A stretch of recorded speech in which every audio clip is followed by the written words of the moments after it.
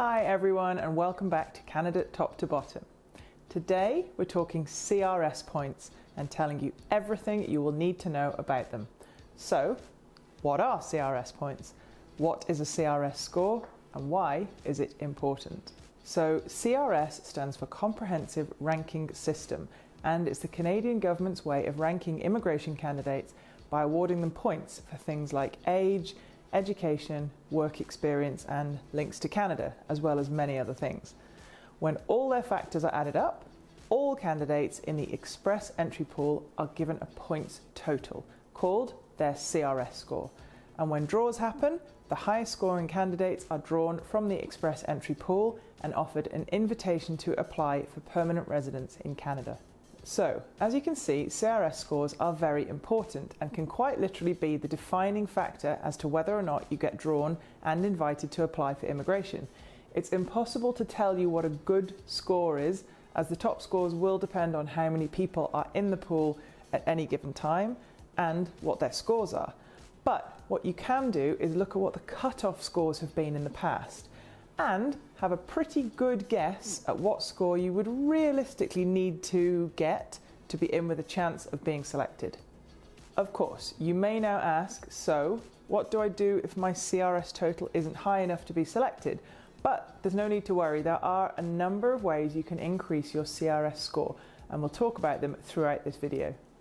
So how do you know how many CRS points you have? Well, the simple answer is that you can use the online CRS Points Calculator to input all your details and find out a fairly accurate estimate of what your points would be if you were to apply. Using the Points Calculator tool may be a bit confusing if you're looking at it for the first time.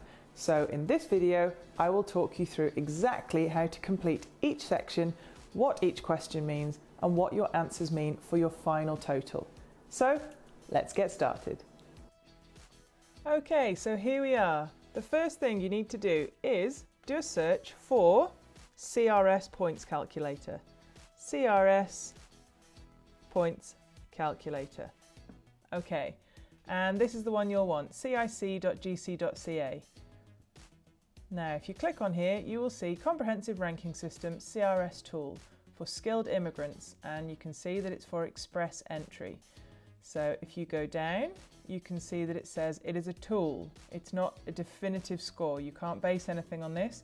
It is simply for general guidance and reference purposes. And here is what it is for. So as you can see, this tool will help you calculate your comprehensive ranking system score based on the answers you provide below. It's a points-based system that the Canadian government uses to assess and score your profile, and you will then be ranked in the express entry pool. It's used to assess skills, education, language ability, work experience and various other factors which we will see during the course of this video. So if you scroll down again, you can see that you can only use this tool if you are eligible for at least one express entry program. So if you're not eligible for any of the express entry programs, of which there are 3, you will not be able to use this tool and you won't be able to calculate your points. So if you click on here, you'll be able to see the 3 express entry programs. You've got 3, Federal Skilled Worker Program, Federal Skilled Trades Program, and the Canadian Experience Class. These are the 3 immigration programs which come under the umbrella of express entry. So if you already know that you are eligible for one of these, then that's great. If you're not sure, you can click on one of these and you'll be able to assess your eligibility. This is a great tool as well. Here, compare all programs. If you click here, you can scroll down and you can see each of the 3 programs, the skilled trades, the skilled worker and the Canadian Experience Class, and it's like a bird's eye view of the skills that are required, minimum requirements that you will need to be eligible for one of these programs. So as you can see, for example, language skills, you will need a CLB level 7 or a CLB level 5, depending on the skill of your employment. For the Canadian Experience Class, you will need a CLB 7 for the Skilled Worker Program, or you'll need a 5 or a 4 for the Skilled Trades Program. So it's very useful for a quick overview to see whether you need an educational requirement, or whether that is not required. So let's go back here. I'm going to open that in a new tab so that we can come back and look at that later. So we'll go back to the CRS Points Calculator page. And so first of all, you need to be eligible for at least one Express Entry program. You can also use this if you've not, you can use it if you've not yet filled in an Express Entry profile, but you would like to see what your comprehensive ranking system score might be if you do.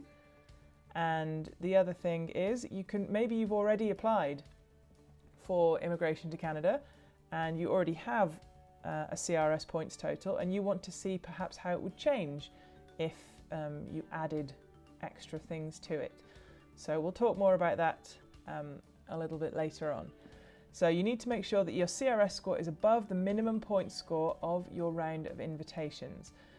So by that it means, as we talked about earlier, each round of invitations has a cutoff score where they may invite 3,000 people, for example. So the top 3,000 people are taken out of the Express Entry pool and offered an invitation to apply. So if your score is within the top 3,000 people, you will be selected. If your score is lower than that, you will not be selected in that particular round. So in which case you may need to improve your CRS points total, and that is something that we will talk about too. So let's start at the beginning. I will make up a fictional person for this purpose, and we will talk about different ways that your status and your qualifications and your skills can perhaps affect your score.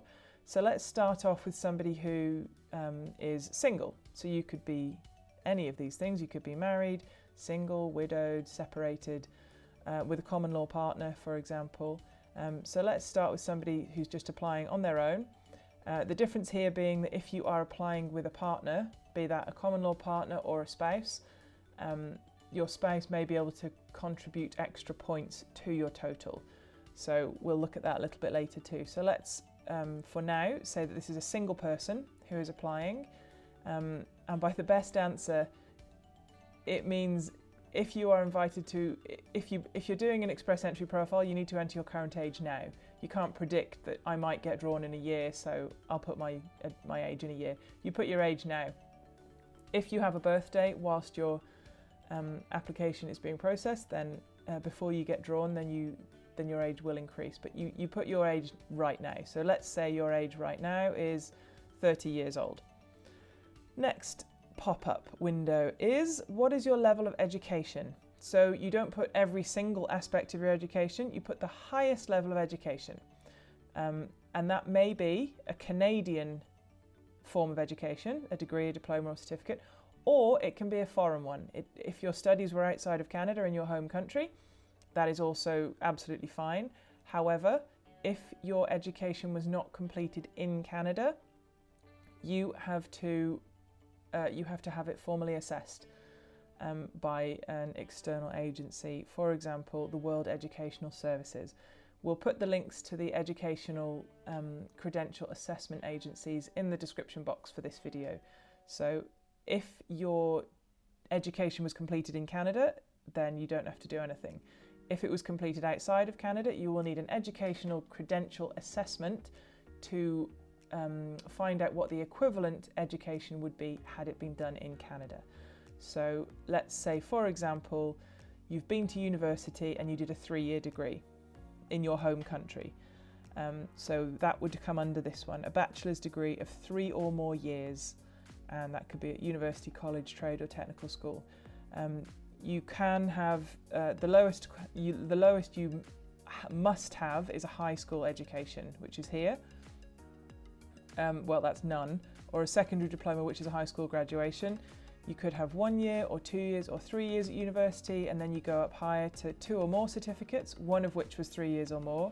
Then you have a master's degree, and then you have the doctoral level, the PhD. So let's say that you have a 3-year degree from your home country. Have you earned a Canadian degree? So if you never did any study in Canada, if you've never studied in Canada, then no, I don't have any Canadian educational experience. So next we move on to languages. Canada's official languages are English and French. So you need to prove that you can communicate effectively in either English or French. The level that you need to reach depends on the program that you are applying for, and it doesn't make any difference, unfortunately, for applicants such as myself. It doesn't make any difference if your mother tongue is English or French. If you are completely fluent in either of these languages, you still have to take a test to prove that you are proficient in this language. So even if your mother tongue is English, you still have to take an English test. Same for French. And your language test needs to be less than 2 years old, as you can see here. So if it was 3 years ago that you took a language test, that has now expired and you will need to do another one. It's a shame because they're quite expensive, and but that's just unfortunately the way the cookie crumbles. You have to do it. So yes, your tests need to be less than 2 years old. If they're not, then you're not applicable for this program. You're not eligible. So yes, my results are less than 2 years old. So there are 4 options here. The CELPIP and the IELTS are the English tests. The TEF and the TCF are the French tests. The IELTS is much more commonly taken than the CELPIP. The CELPIP is available in fewer countries. The IELTS is available very much worldwide. And the TEF Canada and the TCF Canada, very, very similar, both the French tests. So let's say you took an English test and you took the IELTS test. Then you have to enter your test scores. Now, as we mentioned, this is only for guidance, because a lot of people, when they're calculating their score here, they haven't taken all of these. They haven't done all of these. They may not have taken their language test, they may not have completed their academic qualification, or they may be completing a final year of work. So some of this is a bit of a guesstimate. So if you have not yet taken your language test, you may just have to take a bit of a guess. So here I'm going to guess that level of English is sort of middle, sort of average. So I'm going to say a 6 here. Listening, I'll say level 6 to 7. Reading, I'll say a level 6 as well. And writing, I'll say a level 6. And if you look back at the Express Entry program here, the comparison between them, you can see that the language skills, you will need a CLB 7 or 5 or 4, depending on which program you are applying for. And one thing that we should look at here is, because these are Canadian language benchmarks, and if you look up, for example, the test that you took or the test that you plan to take, so if you look up IELTS to CLB conversion, you will find language test equivalency charts. And this is a very, very useful thing to look at. So if you are applying, for example, as a federal skilled worker, you will need to obtain a CLB level 7, Canadian language benchmark level 7 in reading, speaking, listening and writing. So if you look at this language test equivalency charts, this is the CELPIP here, which is the other English test. And here you can scroll down and you will see the IELTS test, the International English Language Testing System. So here's the CLB level. You need to have a CLB level 7. So if you have a CLB level 7, that means you need to achieve a score of 6 in writing, reading, listening and speaking. So if you score a grade 6 in all 4 aspects of the test, you will achieve a CLB level 7. If you achieve a level 5 or 5.5, you will achieve a level 6, a CLB level 6, which is too low. So if you are applying through the Canadian Experience class or the Federal Skilled Trades programs, you may be able to get away with a level 4 or a 5. But for the said Federal Skilled Worker program, you need a CLB 7. And a CLB 7 means a score of 6 in each aspect of the test. So we need at least a 6. So if we go back to here, we need at least a 6. That's the lowest score that you can have in order to be able to apply for this, to be eligible for one of the programs under Express Entry. So let's say we scored those scores. So do you have any other language results? That means, did you do French as well? Did you take a test in French as well? So for the purposes of this, I'm going to say no, I didn't. I only took an English test. That's not applicable. So moving on. For work experience, in the last 10 years, how many years of skilled work experience in Canada do you have? Do you have any skilled work experience in Canada? So it had to have been paid and full-time in a NOC skill level 0, type A or type B. If you've never worked in Canada, then here you say none or less than a year. If you have worked in Canada, maybe you worked in Canada when you were younger, maybe a few years back, you may have a year of work, you may have 2 years of work, which will add extra points to your total. But if you've never worked in Canada, if this is your first time ever applying to work or to do anything in Canada, then none or less than a year. So the next question, so make sure you're looking carefully here. Skilled work experience in Canada. Okay, so none.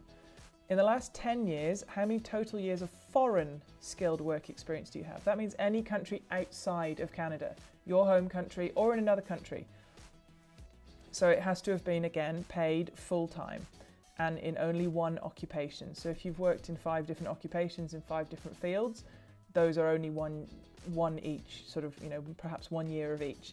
So it has to have been in one occupation. So if you are a carpenter, if you are an accountant, how many years of carpentry experience or of accountancy experience do you have in the last 10 years, up to a maximum of 3? So if you have none or less than a year, then that's the box you'll have to check. You might have 1 year, you might have 2 years, you might have 3 years. If you've got 10 years, you still can only tick this one. This is the highest one you can have. So let's say you've got 3 years or more of skilled work experience within your field. Now, here are some of the extra things which the vast majority of candidates don't have. Do you have a certificate of qualification from a Canadian province, territory or federal body? So this is for tradespeople. So carpenters, builders, joiners, anyone who's working in a skilled trade. A certificate of qualification is often what you will need if you want to move to Canada and you want your certification to be valid for you to work in Canada. You may have to go to the province or the territory to be assessed. You may also need experience and or training from an employer in Canada. So it's not a provincial nomination, it's a certificate to say that you are skilled and can work in that place. Okay, so if you don't have that, then no. And then you have additional points here. Do you have a job offer? Do you have a job offer? Well, it's quite simple, really. Do you have a job offer from a Canadian employer or do you not? If you do, yes. If you don't, no. So if you say, well, no, I'm just applying on my own. I don't have any job offers from Canada yet. Do you have a nomination certificate? So this is a provincial nomination. Has the province of Saskatchewan or the province of Ontario, have they nominated you and given you a nomination certificate to apply to that province? If you don't have that, then no. If you are applying on your own, then obviously you don't have a spouse or a common law partner. Or do you or your partner have a brother or a sister living in Canada who is a citizen or a permanent resident? Not somebody who's just a tourist or travelling around. They have to be a citizen or a permanent resident of Canada. Yes or no. So it could be you or it could be your partner who has a sibling. If they do, then yes. If not, no. And that is the last step. So here, you calculate your score. And you can see here, it will break down all the points that you get for your different factors. So you've got 105 points for your age, 120 points for your education, 68 points for your language, nothing for a spouse because you're applying on your own. This is for your education, all of the extra things, and you will come out with a total of 331 points. So here you have your total at 331 points, as you can see here. Now, the next thing I'm going to show you is how to look at what the history of the cutoff scores for the CRS points are, because looking at that total, 331, if you have nothing to compare it to, you don't know whether that is a good score or whether it needs to be improved. So I'm going to open a new window here, and up at the top I'm going to type CRS cutoff score history. So the first one here, again on the Canadian government's website, you can scroll down here and you can see all of the recent cutoff scores. Now, these ones are, currently we are still in the repercussions of COVID-19 pandemic, so there haven't actually been any federal skilled worker or federal skilled trade draws for, let me see, well over a year now, 16 months or so. All of the recent draws have been for provincial nominees, as you can see. This is the immigration program that the draw was selected for. So all of the recent ones have been provincial nominee programs, with the occasional Canadian experience class draw thrown in there. You have to go quite far back to find the last draw that was for federal skilled workers or federal skilled trades. Now you can go all the way back to December the 23rd, 2020, where there was no program specified, which means that means everybody in the express entry pool was eligible to be drawn. So that was the last one that up until now for every candidate within the express entry pool, not just provincial nominees and not just Canadian experience class candidates. So as you can see here, at the top of here, this is how many invitations are issued, and this is the CRS score of the lowest ranked candidate. So there were 5,000 people given invitations to apply, and the score that you needed to be higher than was 468. You had to have 468 points or above to be selected in those 5,000 people. And if we look at the ones previous to that, so all of the ones at the end of 2020, so from August to December 2020, again, all candidates, no program specified, so that could be federal skilled trades, federal skilled workers, Canadian experience class, or provincial nominees. And as you can see, there were sort of between 4,000 and 5,000 people invited each draw, and then the CRS score that you needed to be equal to or higher than varied between 469 and 475. Provincial nominees are always much, much higher because you get an extra 600 points for having a provincial nomination. So that score is not particularly relevant unless you have a provincial nomination. So this is the score you need to be considering here.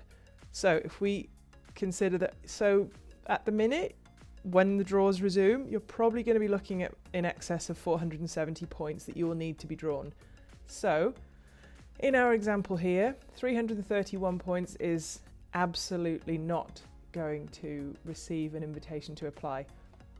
So the next question is, how can you improve your CRS points?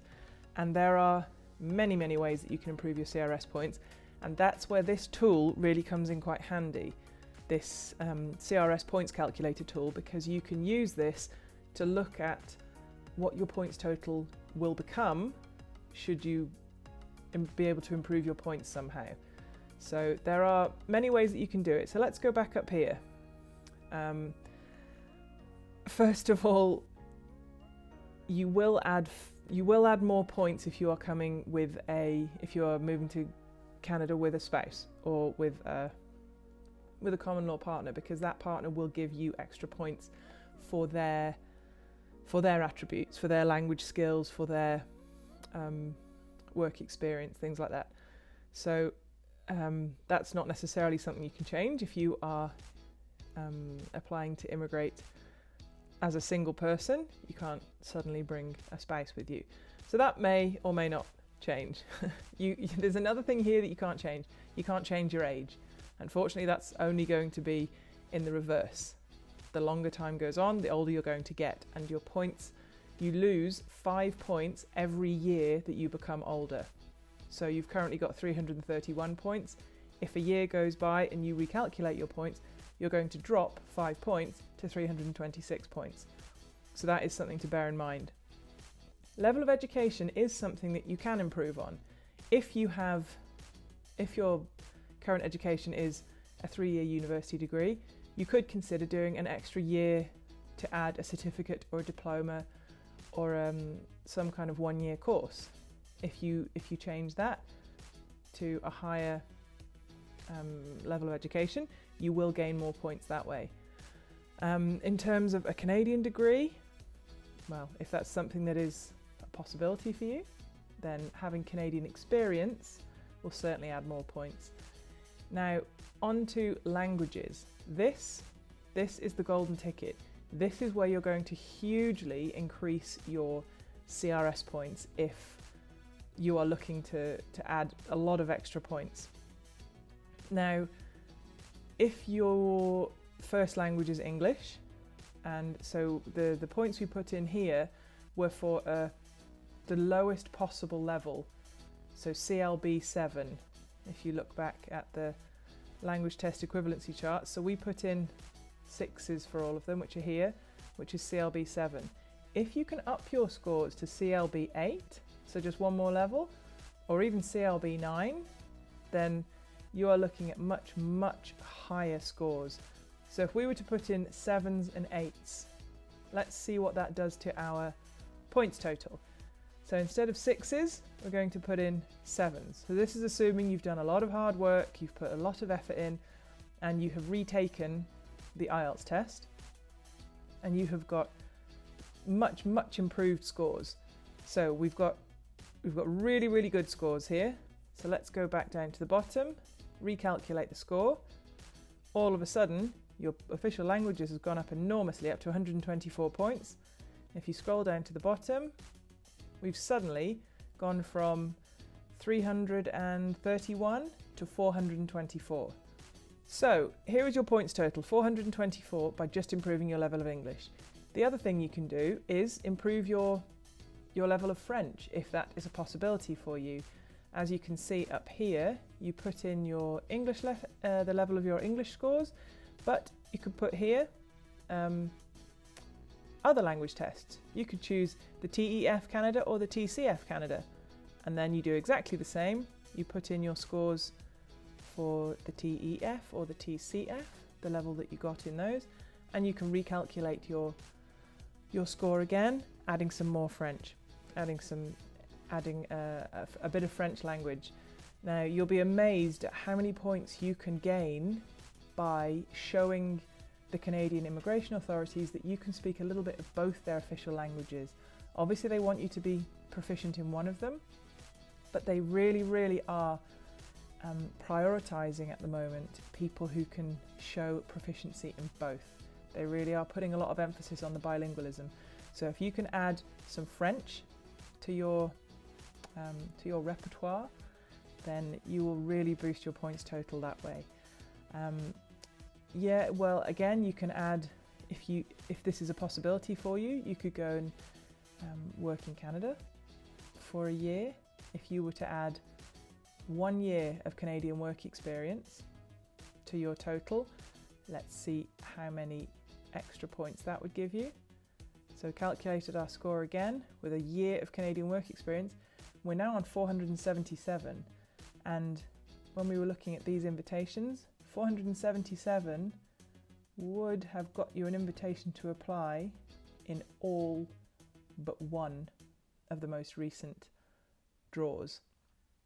So that's without adding any French. That's if you are in a position to perhaps use the International Experience Canada program, then going to gain a year's work experience in Canada would be a fantastic way of upping your points. The other thing that would really, really help, two things actually, to do with jobs and nominations. In the additional points section here in question 8, have you been offered a job by a Canadian employer? Do you have an offer of employment from a Canadian employer? Now, do you have a full-time job offer? If you click yes, you have to click what skill type it is. This you'll be able to find out. Skill type 0 is generally management jobs, things like that. And then skill level A or B are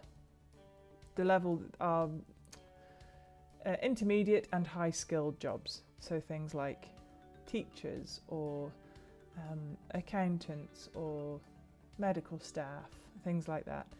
Or NOC level C or D, which are lower skilled jobs. So you click, so for example, a lot of jobs come under skill level A or B, a lot of skilled work. So let's just say it's that one. So we're going to say we don't have a nomination from a province or a territory, but let's see what that's done to our points total.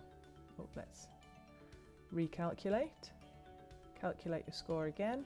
And with that job offer, we've suddenly shot up to 527 points because the job offer, as you can see here, gives you 50 extra points.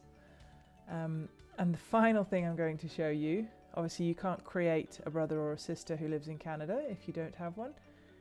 In this one here, do you have a nomination certificate from a province or a territory? Now it would make you a provincial nominee.